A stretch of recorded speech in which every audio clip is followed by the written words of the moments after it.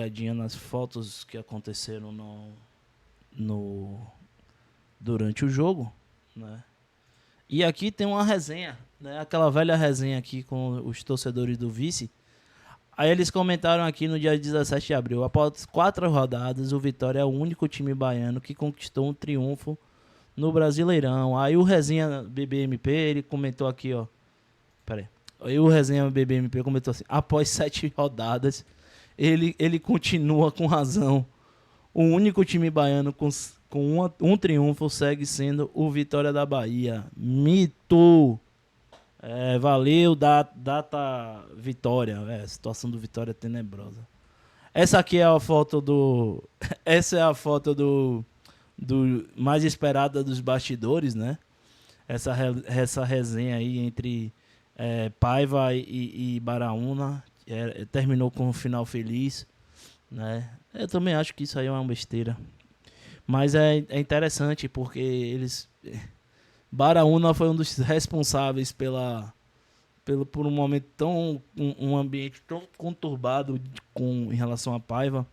E eu acho assim que se Bahia mantivesse Paiva no comando do Bahia, no comando, eu acho que o Bahia ia ser rebaixado. Isso eu acho que é uma constatação, né?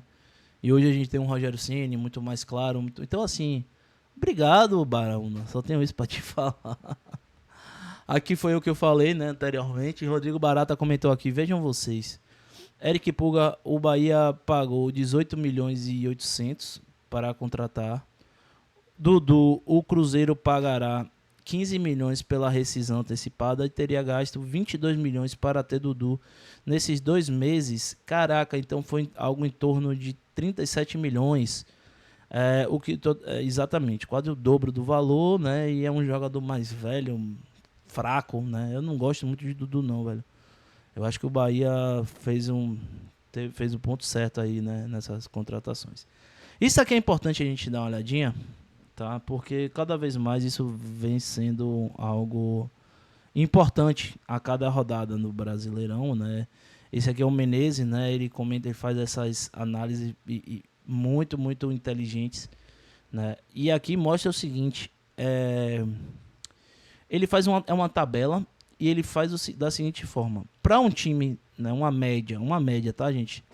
Para um time ir para a Libertadores, né? O time tem que ir, não tem mais ou menos são 6 blocos, 69 pontos, tá? Para o time ir para a Libertadores direto. Para ir para a Libertadores, o time precisa uma determinada quantidade de pontos.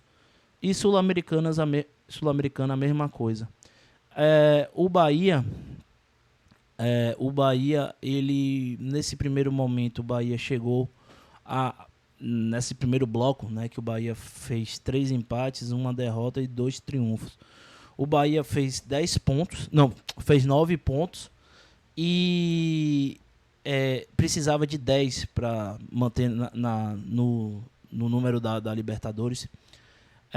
Isso de uma certa forma foi interessante, né? Porque na virada de chave, né? Na virada para o segundo bloco, o Bahia já consegue um triunfo contra o Botafogo, né? E aí vai baseado nas metas aí, somando, fazendo uma pontuação interessante. Se você passa dos 10 pontos, você vai criando saldos para o próximo bloco. O Bahia teve um déficit de menos, né, de 1 para o próximo bloco, no caso em relação a Libertadores. O Bahia enfrenta agora o Flamengo, né, enfrenta o Nacional, o Flamengo, depois enfrenta o Atlético Nacional, Vitória e por aí vai, né? No Campeonato Brasileiro tem um Grêmio, tem o São Paulo, Red Bull. Vai ser um grande desafio aí pro torcedor. Vai ser um grande desafio. Prece encarecidamente, meu povo. Vai chegando aí, vai deixando esse like para fortalecer.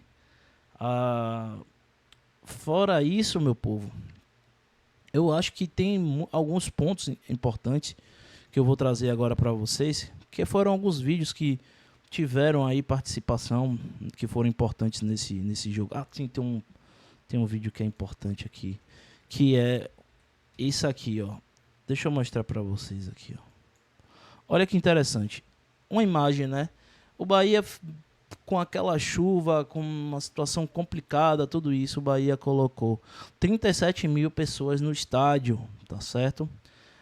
Com a renda total de 1.220.000. Então, a renda relativamente boa para a quantidade de gente que estava no estádio, né? Público pagante 10 mil, sócio esquadrão 25 mil, público total de pagantes 37 mil.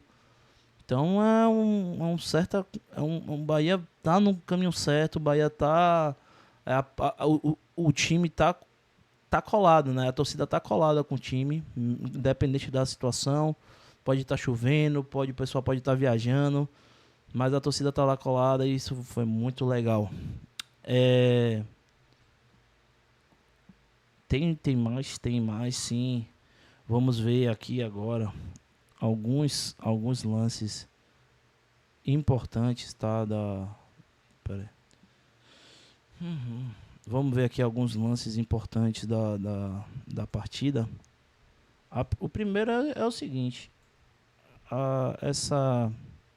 Esse vídeo ele fala muito sobre a relação dos jogadores do Bahia com Renato Paiva, tá certo? A relação dos jogadores do Bahia com Renato Paiva. Deixa eu só baixar aqui. Todos os jogadores, não, grande parte do elenco de 2022 foi lá dar um abraço, né? Quer dizer que mostra como o Renato Paiva era um cara do bem, velho. Tipo, eu acho que se não fosse isso, eu acho que o pessoal não ia falar com o Renato Paiva, não. Então, o próprio Rogério Ceni teve essa conversa ali e tal. Não parece um cara parece um cara do mal, não, cara.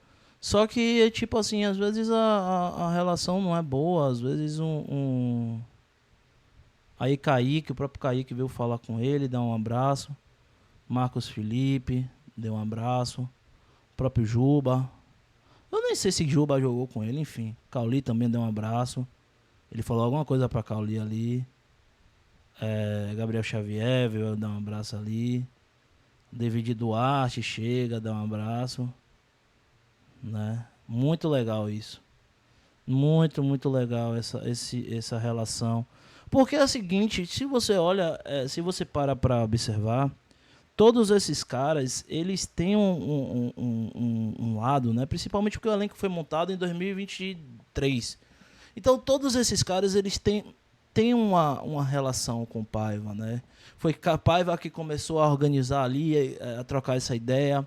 Foi Paiva que participa de uma certa forma da formação desse elenco, né?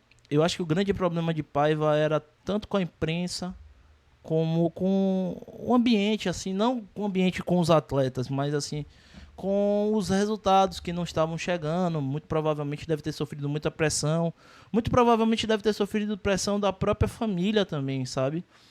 Paiva é um cara já mais velho e tal, né? E uma hora fora a galera deve ter botado um pouco de pressão, pô, sai daí e tal, não sei o quê. Enfim, acabou não dando certo, acontece, bola pra frente e que seja feliz lá. Gente, mas nem tudo são flores, né? Tipo assim, tem coisas aqui em Salvador que a gente, sei lá, velho, eu acho que o torcedor não tá, eu acho que o baiano ainda não tá acostumado com a postura ainda de uma mente pequena, sabe? De um pensamento pequeno, assim. Isso aqui foi um estrangeiro que teve na Bamor, né? E a gente sabe essa questão da malandragem do povo brasileiro. Eu também sou brasileiro, né? E, cara, eu não acho isso bonito. Eu não sei o que é, mas eu não acho isso bonito, sabe? Eu vi muitos comentários de se não aguenta, não entra, tal. Velho, o cara foi assaltado, velho. O cara foi assaltado. Independente de onde ele esteja, talvez no lugar errado, tal. Não era pra estar ali, mas o cara foi assaltado, irmão. E os caras filmaram, dando risada, sabe? Tirando o sarro. Cara, isso é crime, velho. Isso é crime. Tá certo? Então, assim, não leve isso como brincadeira, não, cara. Porque poderia ser você, tá ligado? Imagine se é um torcedor. Se você tá numa. Sei lá, você consegue uma viagem pra, sei lá, Londres. Se você consegue uma viagem pra ver o Real Madrid, Barcelona. Aí você tá na torcida organizada dos caras lá. Aproveitando, curtindo, fazendo uma festa. Aí os caras fazem uma covardia dessa com você. Como é que você é sobre. Como é que você ia se passar em relação a isso? Sabe? Futebol não é pra isso não, brother. Não é pra isso não. Vamos ver esse vídeo aqui e eu quero que vocês relatem o que é que vocês acham. Ó, tá vendo? Olha isso. Olha a mão desse cara aqui, ó. Absurdo isso, velho. Absurdo isso. Isso é absurdo, brother. Isso é um absurdo.